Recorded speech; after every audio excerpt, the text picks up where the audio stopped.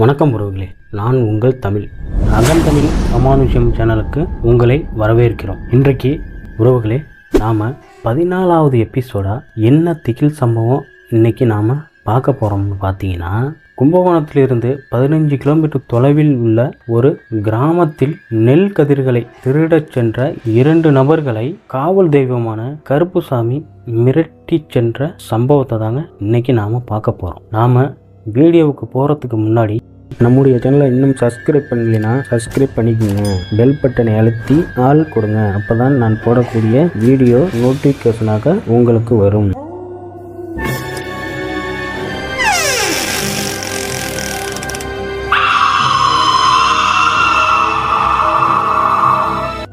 நம்ம சேனலை நிறைய பேர் சப்ஸ்கிரைப் பண்ணாமல் தான் பார்த்துட்ருக்கீங்க. கண்டிப்பாக சப்ஸ்கிரைப் பண்ணிடுங்க, லைக் பண்ணிடுங்க. வாங்க வீடியோவுக்கு போகலாம். உறவுகளே, இந்த சம்பவத்தை நம்மள்கிட்ட பகிர்ந்தது யாருன்னு பார்த்தீங்கன்னா, அன்பு என்கின்ற நண்பர் தாங்க நம்மள்கிட்ட பகிர்ந்தார். இந்த சம்பவம் எப்போ நடக்குதுன்னு கேட்டிங்கன்னா, 20 வருஷத்துக்கு முன்னாடி நடந்ததா நம்மள்கிட்ட சொல்லியிருக்காருங்க. இந்த சம்பவம் யாருக்கு நடக்குதுன்னு கேட்டிங்கன்னா, அன்புக்கா? ஆமாங்க, அன்புக்கு தாங்க நடக்குது. அன்புக்கும் அவருடைய மாமாவுக்கும் 2 நபருக்கும் தாங்க இந்த சம்பவம் நடக்குது. இந்த சம்பவம் எங்கே நடக்குதுன்னு கேட்டிங்கன்னா, நான் முன்னாடியே சொன்ன மாதிரி கும்பகோணத்திலிருந்து ஒரு 15 கிலோமீட்டர் தூரத்தில் உள்ள ஒரு கிராமத்தில் நடக்குதுங்க. அப்பொழுது பார்த்தீங்கன்னா, அவங்க கிராமத்தில் சுற்றிலையுமே விவசாய நிலம் அதிகமாக இருந்திருக்குங்க. இப்போ பார்த்தீங்கன்னா ஃபுல்லாகவே பிளாட்டு போட்டு அந்த இடத்துலலாம் வீடு வந்திருக்கு. இப்போ உள்ள காலகட்டத்துக்கு பார்த்தீங்கன்னா ஃபுல்லாக அதிகமாக நெல் விவசாயங்கள் அதிகமாக பண்ணியிருந்திருக்காங்க.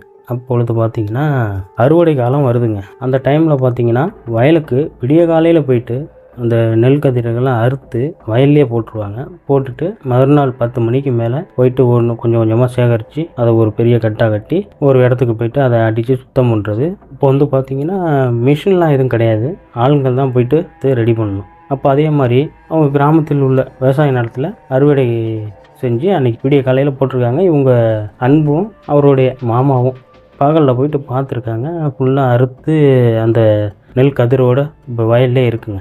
வயல்லே இருக்கும் பொழுது இவங்க பார்த்துட்டு வந்திருக்காங்க. பார்த்துட்டு வந்துட்டு இவங்க என்னன்னா, அவங்க மாமாவுக்கு என்னன்னா, கை செலவுக்கு இல்லைன்னா இந்த மாதிரி ஏதாவது ஒரு பொருளை எடுத்துகிட்டு போயிட்டு அதை விற்று செலவுக்கு பணம் வச்சுக்கிறது தான் அவருடைய மாமானா. அவங்க கிராமத்தில் உள்ள ஒரு முறையில் அவங்க அன்புக்கு வந்து மாமா வேணுமா. அன்னைக்கு இதே மாதிரி இவங்க 2 பேரும் பேசிக்கிறாங்க. அன்புக்கு வந்து அவருக்கு வந்து அப்போ வந்து வயது வந்து ரொம்ப கம்மி, இவருக்கு வந்து கொஞ்சம் வயது அதிகம். யார்? அவருடைய மாமாவுக்கு வந்து வயது கொஞ்சம் அதிகம். இவங்க 2 பேருமே பிளான் பண்ணியிருக்காங்க, வயலில் நெல் எடுத்து கிடக்கு, அதை எடுத்துகிட்டு போயிட்டு நம்ம எல்லாம் சுத்தம் பண்ணி விற்றோம்னா செலவுக்கு காசு வரும், நம்ம அதை செலவு பண்ணிக்கலாம்னு சொல்லிட்டு 2 பேரும் பிளான் பண்ணியிருக்காங்க. பிளான் பண்ணிவிட்டு அன்றைக்கி நைட்டு போகலான்ட்டு முடிவு பண்ணிட்டுருக்காங்க. முடிவு பண்ணிவிட்டு அன்றைக்கி நைட்டு போயிருக்காங்க. இரவு 9 மணி வாக்கில் தாங்க போகிறாங்க. இரவு 9 மணி வாக்கில் போனோன்னே அப்போ உள்ள காலகட்டங்கள் பார்த்திங்கன்னா அதிகமான தெரு விளக்குகள் வந்து அதிகமாக இருக்காதுங்க. எங்கேயாவது ஒரு இடத்துல தெரு விளக்குகள் இருந்திருக்கு. வயலுக்கு போயிருக்காங்க.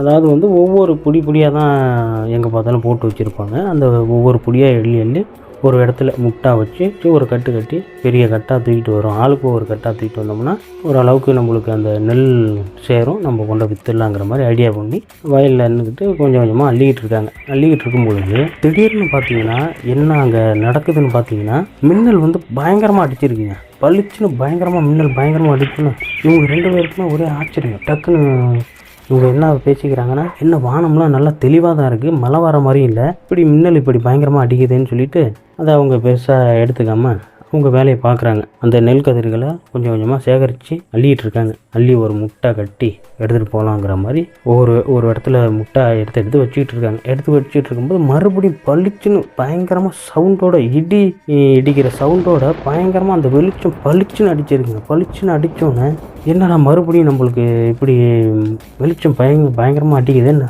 வானம் வந்து நல்லா தெளிவாக இருக்குது, மழையும் வரல சொல்லிவிட்டு அவர் மாமாவுக்கு கொஞ்சம் டவுட்டு வருதுங்க. ஏன்னா அவர் வந்து இவர் அன்போட வயது கொஞ்சம் மூத்தவருனால கொஞ்சம் அனுபவங்கள் வந்து கொஞ்சம் இருக்குது. அப்படி இருக்கும் பொழுது வந்து பார்த்திங்கன்னா, என்னடா நல்லா இருந்த வானம் வந்து திடீர்னு இப்படி பளிச்சுன்னு மின்னல் அடிக்குது, என்னவா இருக்குன்னு சொல்லிட்டு அப்படியே யோசிச்சுக்கிட்டு கொஞ்சம் கொஞ்சமாக அள்ளிக்கிட்டு இருக்காரு. அள்ளிக்கிட்டு இருக்கும் பொழுது ஒரு வாசனை ஒன்று வருதுங்க. வாசனை என்ன வாசனைன்னு பார்த்தீங்கன்னா, சுருட்டு வாசனை பயங்கரமாக அவருக்கு அடிக்குது, வீசுது, பயங்கரமாக அவருக்கு அடிக்குது. பயங்கரமாக சுருட்டு வாடை அடித்தோன்னா இவருக்கு வந்து ஒரு விஷயங்கள் வந்து புரிஞ்சிருச்சுங்க. ஒரு விஷயம் புரிஞ்சோன்னா இவர் என்ன பண்ணிட்டாரு, டே அன்பு ஏந்திர வாடா போகுண்டா ஆன்ட்டு அர்ஜுனப்படுத்துறாரு. அவர் அன்பு என்ன சொல்கிறாரு, ஏன்னா வந்து அன்பு வந்து அப்போ தான் ஒரு புதுசுனா வந்து விளையாட்டுத்தனமாக போயிட்டு அந்த நெல் கதிர்களை எடுத்து விற்கலாங்கிற மாதிரி தானே போயிருக்காங்க. அவர் வந்து இருமாமா இன்னும் கொஞ்சம் நம்ம அள்ளிக்கும், எனக்கு கொஞ்சம் சேர்த்து காசு வரும்ல, நம்ம செலவு பண்ணிக்கலாம்னு சொல்லிட்டு அவர் அள்ளிட்டுருக்காரு. நீ அதெல்லாம் அள்ள வேணாம், அப்படியே தூக்கி போட்டு வாடாங்கிறாரு. அவர் கேட்கவே இல்லை. மின்னல் வந்து பயங்கரமாக அடிக்குது, பளிச்சுன்னு அடிச்சுக்கிட்டு இருந்தோன்னே அவர் மாமா என்ன சொல்லியிருக்காரு, பரவாயில்ல இருக்கிறத ஒண்டி கட்டிட்டு தூக்கிட்டு ஊட்டியாடான்னு சொன்னோன்னே சரி இவருக்கு அன்புக்கு வந்து ஒரு மாதிரி பதட்டமாயிடுச்சு. என்னடா இவ்வளோ நேரம் மாமா வந்து நல்லா தானே பேசிக்கிட்டு இருந்தார், நல்லா பொறுமையாக இருந்தார், திடீர்னு இப்படி மின்னல் அடித்தோன்னே இவர் பயந்துக்கிட்டு இப்படி பதட்டமாக பேசுகிறாரு நம்மள்கிட்டன்னு சொல்லிட்டு இவரும் இருக்கிறத அள்ளி கட்டிக்கிட்டு ஓட்டமும் நடையுமா 2 பேரும் ஓடி போயிட்டு ஒரு புதருக்குள்ளே போயிட்டு உட்காந்து பார்க்குறாங்க. சத்தம் போடாத.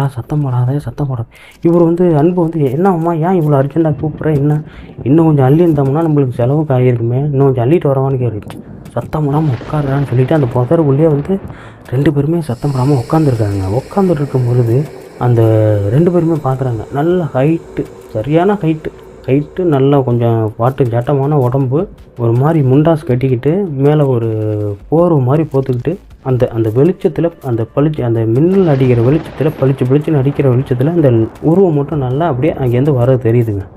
இவருக்கு அன்பு கேட்குறாரு, யார் மாமா வயலுக்கு சொந்தக்காரர் யாராவது வந்துட்டாங்களா, இல்லை வயலுக்காரங்க வந்துட்டாங்களான்னு கேட்குறாங்க. சத்தம் போடாமல் இருறா, கொஞ்சம் நேரம் சத்தம் போடாமல் இருன்னு சொல்லிட்டு அவர் பதட்டமாகவே பேசிகிட்டு இருக்காருங்க. இவருக்கும் விறுவிறுத்து போய் 2 பேரும் விறுவிறுத்து போய் அந்த புதருக்குள்ளே உட்காந்துருக்காங்க. புதருக்குள்ளே உட்காந்துருக்கும் பொழுது கொஞ்சம் தூரம் அந்த உருவம் அப்படியே நெருங்கி வந்துட்டுருக்கு. அந்த மின்னல் வந்து நிற்கவே இல்லைங்க, பளிச்சுன்னு பயங்கரமாக பளிச்சுன்னு அடிச்சிட்டு இருக்கும் பொழுது அப்படியே இவங்க அந்த நெல் கதிர்களை அள்ளிக்கிட்டு இருந்தாங்களே அந்த வடத்தில் நின்றுக்கிட்டு அந்த உருவம் நின்றுட்டு இருக்குங்க. கிட்டத்தட்ட ஒரு 10 நிமிஷமாக அங்கேயே நின்றுட்டு இருக்கு. இவங்களுக்கு 2 பேருக்குமே கைகாலெலாம் உதற ஆரம்பிச்சிருச்சு. ஐயோ என்னடா நம்ம மாட்டிக்கிட்டோமா, ஏன்னா வந்து வர்ற உருவம் யாருன்னு அவங்க மாமாவுக்கு நல்லா தெரிஞ்சிருச்சுங்க. தெரிஞ்சதுனால தான் ஒரு அர்ஜெண்ட்டாக அழைச்சிட்டு போயிட்டு அங்கே போயிட்டு ஒரு புதருக்குள்ளே போயிட்டு 2 பேருமே பதுங்கியிருக்காங்க. ஒரு அன்புக்கு தெரியல, யாருன்னு தெரியல, என்னன்னே தெரியாமல் அவருக்கு பதட்டமாக இருக்குது. பயந்துக்கிட்டே 2 பேரும் பயந்துக்கிட்டு உட்காந்துருக்காங்க. பயந்துட்டு உட்காந்தோன்னே அந்த உருவம் என்ன பண்ணுதுன்னு பார்த்தீங்கன்னா, அவங்க நெல்கதிரை அள்ளிக்கிட்டு இருந்த இடத்துல வந்து நின்றுக்கிட்டு ஒரு 10 நிமிஷமாக நின்றுக்கிட்டு டக்குன்னு ஒரு சுருட்டை எடுத்து தீப்பெட்டி எடுத்து கொளுத்திருக்காருங்க. கொளுத்தினோன்னே 2 பேருக்குமே அவருடைய முகத்தை பார்க்குறாங்க. முகத்தை பார்த்தோன்னே 2 பேருக்குமே அப்படி பேர் அதிர்ச்சியாக இருக்குங்க. என்னன்னு பார்த்தீங்கன்னா, இந்த மாதிரி நல்ல பெரிய மீசை வச்சுக்கிட்டு திருநூறு பட்டை பயங்கரமாக போட்டிருக்காரு. பயங்கரமாக போட்டு ஒரு நெத்தியில் ஒரு குங்குமம் போட்டு மாதிரி வச்சுக்கிட்டு பயங்கரமாக கண்ணெல்லாம் பார்த்தீங்கன்னா நல்லா பெருசாக உருட்டி பார்த்துக்கிட்டு அந்த சுருட்டை பற்ற வைக்கும்போது கரெக்டாக அந்த மின்னல் வெளிச்சம் இப்போன்னு அடிச்சிருக்குங்க. அடித்தோன்னே அவருடைய முகம் நல்லா தெரிஞ்சிருக்குங்க. தெரிஞ்சோன்னே அன்புக்கு வந்து ரொம்ப விளவெழுத்து போய் பயம் வந்துருச்சு. ஒரு கட்டத்தில் வந்து அழுவாத குறையாக தான் நின்றுட்டுருக்காரு. உட்காந்துக்கிட்டு சத்தம் போடாமல் அப்படியே உட்காந்துருக்காரு. அவர் மாமா வந்து சத்தம் போடாத எதுவுமே பண்ணாதான்னு சொல்லிட்டு அந்த புதருக்குள்ளேயே உட்காந்துக்கிட்டு பார்த்துட்ருக்காங்க. இவரும் அந்த அப்படியே சுருட்டையை இழுத்து புகையை விட்டுட்ருக்காருங்க. புகையை விட்டுட்டு பயங்கரமாக சிரிக்கிறாரு. பயங்கரமாக சிரித்து முடித்தோன்னா, என்னக்கிட்டே நீ விளையாட்டு காட்டுறீங்களா அப்படின்னு சொல்லிட்டு அந்த சுருட்டை குடிச்சிக்கிட்டே போயிட்டுருக்காருங்க. போயிட்டே இருந்தோன்னே இவங்களுக்கு 2 பேருக்குமே விளவெழுத்து போச்சு. என்னடா பண்ணுறது, எப்படியா இருந்தாலும் என்னை தேடி தான் வரணும் வாங்கங்கிற மாதிரி பயங்கரமாக அந்த சவுண்டு போட்டு சொல்லிவிட்டு அவர் பட்டியை நேராக போயிட்டே இருக்காருங்க. போயிட்டே இருந்தோன்னே அந்த சுருட்டை இழுத்து புகையை விட்டுட்டு போயிட்டே இருக்கார். போயிட்டு இருந்தோன்னே இவங்களுக்கு வந்து என்ன பண்ணுறதுன்ட்டு விளவெழுத்து போய் மறுபடியும் கேட்குறாரு அன்பு. ஏன்னா கிராமத்து பக்கம்லாம் பார்த்தீங்கன்னா ஐயாங்கிற மாதிரி தான் சொல்லுவாங்க. அவர் யார் மாமான்னு கேட்டோன்னா, அவர் தாண்டா காவல் தெய்வம் ஐயா, அவர்கிட்ட நம்ம மாட்டியிருந்தோம், நம்ம 2 பேருமே நேரம் என்ன ஆயிருப்போம்னே தெரியாது அப்படின்னு சொல்லிட்டு அப்படியே அந்த கட்டிக்கிட்டு போன நெல் கதிரெல்லாம் அவங்க ஒளிஞ்சிருந்த, அதாவது வந்து ஒரு மறைஞ்சிருந்த புதருக்குள்ளேயே அங்கேயே தூக்கி வீசிட்டு 2 பேரும் ஓடியிருக்காங்க. ஓடணும்னா திரும்பி பார்க்காம ஓடிருக்காங்க. ஓடி போயிட்டு வீட்டில் போயிட்டு படுக்கிறாங்க. 2 பேருக்குமே பார்த்தீங்கன்னா என்ன ஆகிடுதுன்னா பார்த்தீங்கன்னா சுத்தமாக தூக்கமே வரலங்க. புரண்டு படுக்கிறாங்க. என்ன பண்ணுறாங்க, சுத்தமாக தூக்கம் வராமல் ரொம்ப நேரமாக முழிச்சுக்கிட்டே இருக்காங்க. அதே நினப்பா அந்த என்ன நடந்துச்சோ அந்த நிகழ்ச்சி வந்து அவங்க மைண்டில் அப்படியே கண்ணுக்கு முன்னாடி வந்துட்டு போயிட்டுருக்குங்க. வந்துட்டு போனோன்னே ஒரு கட்டத்தில் நல்லா தூங்கிட்டாங்க. காலையில் ஏந்திரிக்க முடியல. 2 பேராலுமே ஏந்திரிக்க முடியல. அவங்க வீட்டில் அவங்க மாமா படுத்திருக்காரு. இவங்க வீட்டில் ஒரு அன்பு படுத்திருக்கார். 2 பேருக்குமே ஏந்திரிக்க முடியல. யாரோ அடித்து போட்ட மாதிரி உடம்பு இருக்குது. சுத்தமாக ஏந்திரிக்க முடியல. உடம்புலாம் சரியான வலி. ஜுரம் வேறு பயங்கரமாக நெருப்பாக கொதிக்குதுங்க. நெருப்பாக கொதிச்சோன்னே என்னடா நல்லா இருந்தவங்க திடீர்னு என்னடா இப்படி நெருப்பாக கொதிக்குதுன்னு சொல்லிவிட்டு அவங்க வீட்டில் உள்ளவங்களாம் என்னடா நைட்டு எங்கடா போனேன் இது மாதிரி நெருப்பாக கொதிக்குதுன்னொன்னே அன்பு வந்து சின்ன பையங்கிறனால வந்து அவங்க அம்மாட்ட நடந்ததெல்லாம் சொல்லிட்டாருங்க. நடந்ததெல்லாம் சொன்னோன்னே என்னடா இப்படிலாம் பண்ணிக்கிட்டு அலையிறியன்னு சொல்லிவிட்டு அவங்க அம்மா அப்பா 2 திட்டிட்டு அவரையும் அவங்க மாமாவையும் அழைச்சிக்கிட்டு மறுபடியும் அந்த கோயிலுக்கு போகிறாங்க. கோயிலுக்கு போனோன்னுமே 2 பேருக்குமே ஒரே கைகள்லாம் நடுக்கமாக இருக்குது, பயமாக இருக்குது. ஏன்னா வந்து அந்த ஐயா கோயில் வந்து பார்த்திங்கன்னா அந்த சுற்றிலும் வயல் நடுவில் தான் இருக்குது அந்த கோயில். அந்த கோயிலுக்கு அழைச்சிட்டு போனோன்னே பூசாரியை பார்த்து பூஜை போட சொல்கிறாங்க. நடந்த விஷயத்தெல்லாம் சொல்லியிருக்காங்க. நடந்த விஷயத்தை இவர் சொன்னதுமே இவர் பூஜை போட்டிருக்காரு.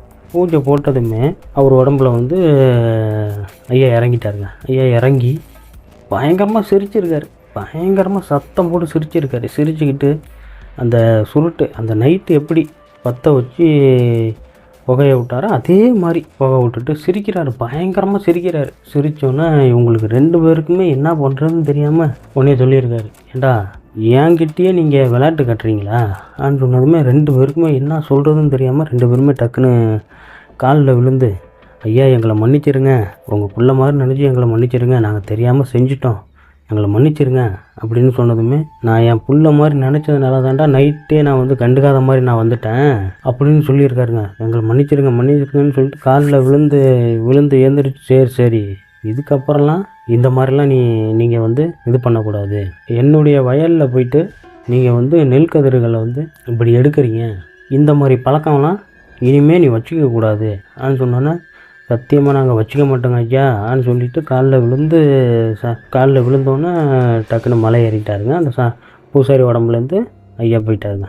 உடனே பூசாரியும் சொல்லியிருக்காரு, ஏன்பா நம்ம ஊர் கோயிலோட நிலம் தான் அது, இந்த மாதிரிலாம் போகலாமா ஐயா வந்து ஏதோ அவரு நம்ம பிள்ளைங்கிறதுனால உங்களை வந்து எந்த ஒரு சேட்டையும் செய்யாமல் விட்டு வச்சுருக்காரு ஆன்னு சொல்லி அவருக்கு பெரிய ஒரு பூஜையெல்லாம் போட்டு அவங்களுக்கு 2 பேருக்குமே திண்ணூறு பூசி கொஞ்சம் நேரத்தில் அந்த ஜுரம் அப்படியே கொஞ்சம் கொஞ்சமாக விட்டுருச்சுங்க.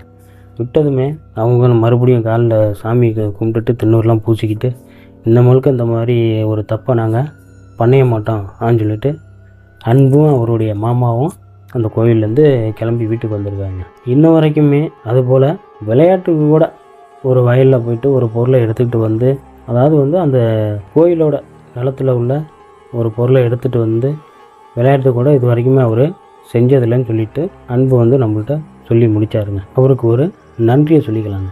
இந்த சம்பவத்தை பற்றின கருத்துக்களை கமெண்ட் பாக்ஸில் பதிவிடுங்க. இந்த வீடியோ உங்களுக்கு பிடிச்சிருந்துச்சுன்னா லைக் பண்ணுங்கள், ஷேர் பண்ணுங்கள். இதுபோல் இன்னொரு திகில் சம்பவத்தில் சந்திக்கலாம். அதுவரை உங்களிடமிருந்து விடைபெறுவது நான் உங்கள் தமிழ். நன்றி உறவுகளே. சேர்த்து கட்டினானே அப்படிங்கிறான். அவர்கிட்ட நான் சேர்த்து கட்டினானே போதுமாயா அப்படிங்கிறான். ஆனால் இது மாதிரி தான் இருக்குது மானம். இது மாதிரி மானம் வந்து மழை பெய்யறதுக்கு முன்னாடி தெரியுமா, மழை லைட்டாக தூரிக்கிட்டே இருக்குது. இல்லை மழை நின்னதுக்கப்புறம் மின்னு தெரியுமா, இடி அடிக்கும் போது அது மாதிரி மின்னலாக இருக்கு. மின்னலாகவே இருக்குது. அப்படி முன்னே மழை காலம் வரும்போதா உண்மாவே அடிச்சு கிடக்கு அப்படின்ட்டு நான் மனசுல நினச்சிட்டு இருக்கிறேன். நான் இது சொல்கிறாரு மின்னது என்ன ஐயா வந்துருச்சு அப்படின்ட்டு நெல் அளவிடாது மின்னு தானா. ஆனால் அவர் சொல்கிறார் இங்கே வந்து என்ன சொன்னார், வேலை என்ன சொல்லலை.